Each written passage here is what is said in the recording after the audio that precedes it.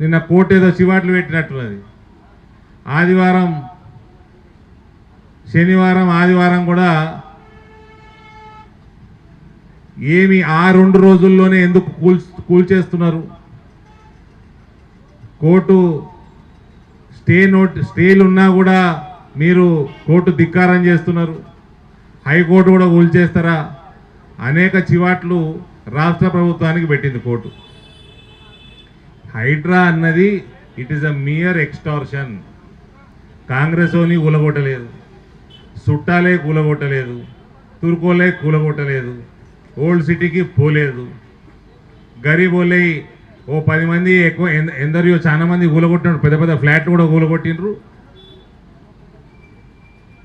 గరీబోలే కూల్చేసి పైసలు ఉన్నోని భయపెట్టించి వాడు తీసుకొచ్చి పైసలని ఇచ్చి ఇదంతా ఒక ఎక్స్టార్షన్ స్కీమ్ తప్ప హైడ్రా ఇంకేమీ కాదు.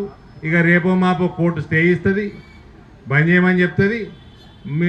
జమ చేసుకున్న పైసలు రేవంత్కి అలవాటే ఇది ఎక్స్టార్షన్ చేసుడు, బ్లాక్మెయిల్ చేసుడు.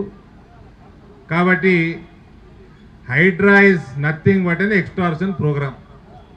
అది ఇప్పుడు దగ్గర పడ్డది.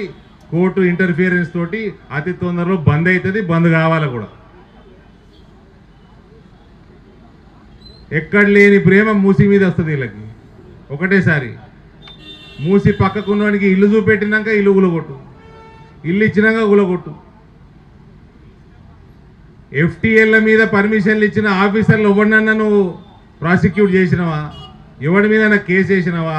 ఎవడి మీద సస్పెండ్ చేసినవా? గరీబోళ్ళ ఇల్లు కూలగొట్టుడు తప్ప ఇది ఏమీ కాదు. అది కూడా సంపన్నుల దగ్గర పైసలు వేసుకపోనీకే ఒక మంచి ఎక్స్టార్షన్ ప్రోగ్రాం రేవంత్ రెడ్డి గతి కొద్ది కాలంగా చేసి జేబులు నింపుకున్నాడు తప్ప ఇంకేమీ లేదండి. హైడ్రాలు సమాజానికి వనకొచ్చేది ఏమీ కాలేదు. మళ్ళీ రిపీట్ చేస్తున్నా, తుర్కోని ముట్టుకోలేదు, కాంగ్రెస్ వాడిని ముట్టుకోలేదు, చుట్టాలను ముట్టుకోలేదు. పాపం గరీబుడు బకరాయుడు రేవంత్ ప్రభుత్వం. ఇటు రైతులు, మహిళల్ని, యువతని, ఎన్ఆర్ఐల్ని వాళ్ళకి చేసిన వాగ్దాలన్నీ తుంగలోకి దొక్కి వాళ్ళని మోసం చేసి ఇక్కడ హైడ్రా బూటకం మీద గరీబులకు మోసం చేసి జేబులు నింపుకున్నాడు తప్ప ఇంకేమి కూడా రేవంత్ ప్రభుత్వం గత 1 yearలో చేసింది నిలబెట్టింది ఏం లేదు.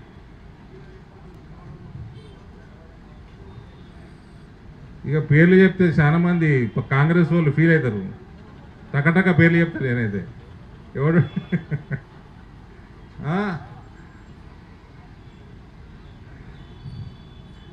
ఇట్లా ఎంత మోసం చేస్తారయ్యా? గరీబుల గురించి ఆలోచన చేయండి. నిజంగా మా ప్రభుత్వంలో, బీజేపీ ప్రభుత్వంలో ఒక ప్రాంతీయ పంట పసుపు పంట దాని గురించి కొంచెం హోంవర్క్ చేస్తే 4-5 వేలకు అమ్మేది 2 సంవత్సరాల నుంచి 14-15 వేలకు అమ్ముతున్నారు రైతులు. కొంచెమన్నా పని చేయండి.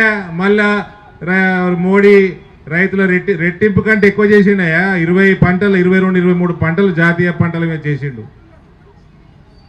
గుజరాత్లో 20 ఏళ్ల కింద నువ్వేం రుణం ఇస్తున్నావు, నువ్వేం రుణం ఆపిస్తున్నావు, 20 ఏళ్ల కింద 5 లక్షల రూపాయల రుణం ఇచ్చిండు. ఇంట్రెస్ట్ ఫ్రీ రుణాలు ఇస్తుండే రైతులకి. 3 సంవత్సరాలలో 9,000 కోట్ల ఉన్న ఆదాయం, వ్యవసాయ ఆదాయం 2003లో 2006కు వచ్చేసరికి 36,000 కోట్లకు పెంచిండు గుజరాత్ ఆదాయం, వ్యవసాయ ఆదాయం. ఏదైనా హోంవర్క్ ఉంటుంది. కాళేశ్వరాలు కట్టలే, ఆడవాడు కట్టిండు కేసీఆర్, కాళేశ్వరం అని కట్టిండు. అది ఎంతసేపు ఈ నుంచి ఆడెత్తిపోసుడు, ఆడ నుంచి ఆడెత్తిపోసుడు, ఆడ నుంచి ఆడెత్తిపోసుడు, వర్షాకాలం రాగానే మళ్ళీ దిగుడు, మళ్ళీ ఎత్తిపోసుడు. ఎత్తిపోసినాక 1 కిలోమీటర్ కెనాల్ కట్టలేదన్న. ఇక్కడ పంపులు, పంప్ హౌజులు, ఎత్తిపోసుడు. ఎడుకోవాలి, మళ్ళీ వర్షాకాలం రాగానే కిందికి రావాలి. 1 కిలోమీటర్ కెనాల్ కట్టలేదు, 1 ఎకరంకి అదనంగా నీళ్ళు అందియలేదు. వీళ్ళ పొద్దున్న లేస్తే ఈ పార్టీ కానీ ఆ పార్టీ కానీ పైసలు ఎట్లా సంపాదించాలి, కమిషన్లు ఎట్లా వేసుకపోవాలి, రైతులను ఎట్లా ముంచాలి, ఆర్థిక వ్యవస్థ ఏమన్నా కానీ నాశనం కానీ మన జేబులు నిండాలి, లిక్కర్ స్కాములు చేయాలి, జైల్లో పడాలి. ఇది తప్ప ఒక ఛానల్ వాడు చూపించాడు. నేను కేసీఆర్ని మెచ్చుకున్నా. ఒక టైంలో ఉద్యమం చేసే టైంలో ఆంధ్ర నాయకులకు వ్యతిరేకంగా తెలంగాణ తెచ్చుడు పెద్ద పనే. అప్పుడు పులి ఉండే పొరగాలు ఏబట్టి పిల్లైండి అన్న. అది కేసీఆర్ పులి అన్న చూపిస్తున్నాడు ఛానల్ వాడు. ఇంకోసారి అట్లా చేస్తే ఛానల్ పేరు కూడా చెప్తా. ఉన్న ఇంతో అంతో టీఆర్పీ కూడా వీక్తుంది. పులి అన్న చూపిస్తున్నాడు కానీ మరి అదే ఛానల్ చెప్తా ఉన్నా కేసీఆర్ పోరగాన్లకి ఓళ్ళు చేయబట్టయితే కేసీఆర్ నాశనం చేసిండో తెలంగాణని, ఆ పోరగాన్లకి కుక్క కూడా ఓటేయదని చెప్పిన ఫ్యూచర్లో. మరి అది కూడా చూపెట్టుంది. కూడా ఓటేస్తారా అండి కేటీఆర్కి కవితకి? అయిపోయా కేసీఆర్ శకం ఒడిసింది. ముసలివాడు 75 ఏళ్ళు దాటింటాడు. నెక్స్ట్ ఎలక్షన్కి 80 అవుతాయి. ఉంటాడో పిక్తాడో తెలియదు. పోరగాళ్ళు నడుపుతారు పార్టీ. ఈ పోరగాళ్ళకు కూడా ఓటేస్తారా అండి? కూడా ఓటేస్తాడా? మీడియా కింద మీద పడితే వేస్తారా అనుకున్నా? ఓట్లు వేయరు.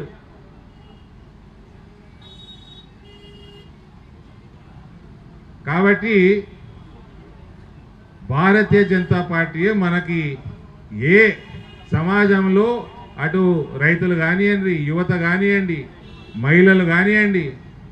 నేను మన ఎలక్షన్లో చెప్తా ఉన్నా, నా ఒక్క నియోజకవర్గంలో డ్వాక్రా మహిళకి గ్రూపులకి సెల్ఫ్ హెల్ప్ గ్రూప్స్కి 6,300 కోట్ల రూపాయల రుణం ఇచ్చిండు నరేంద్ర మోడీ. 6,300 కోట్ల రుణం ఉంది నా ఒక్క నియోజకవర్గంలో.